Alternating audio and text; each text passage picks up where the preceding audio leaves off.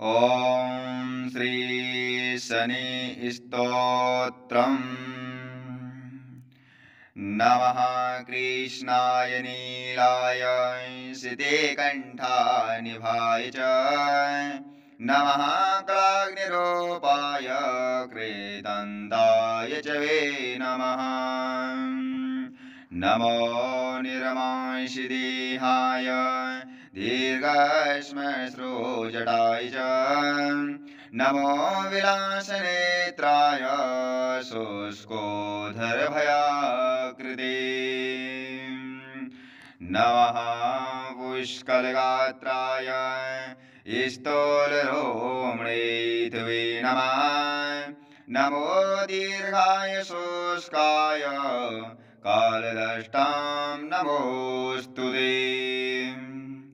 नमस्ते कोटिराक्षाय दुर्नरीक्षाय वे नमः।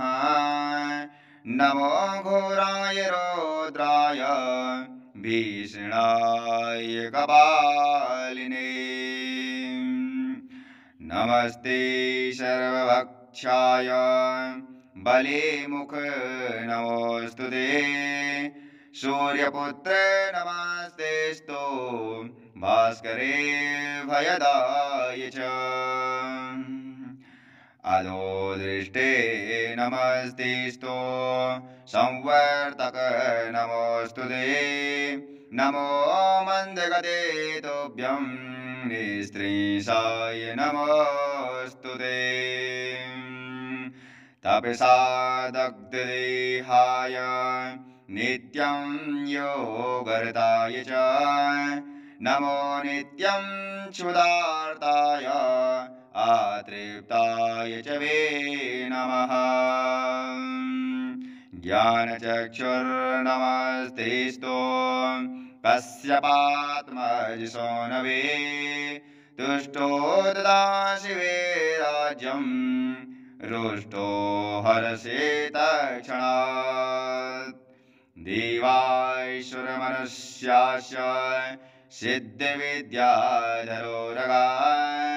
त्वया विलोकिता सर्वे नाशं यान्ति समोल्लतः।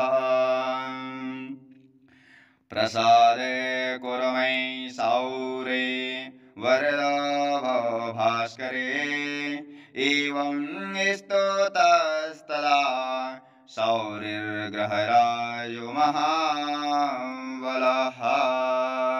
अनेन पाठक्येन कर्मणा श्री शनि स्तोत्रम्।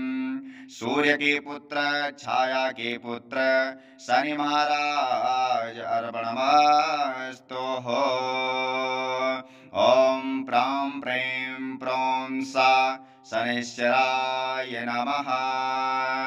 बोलिए शनि महाराज भगवान की जय।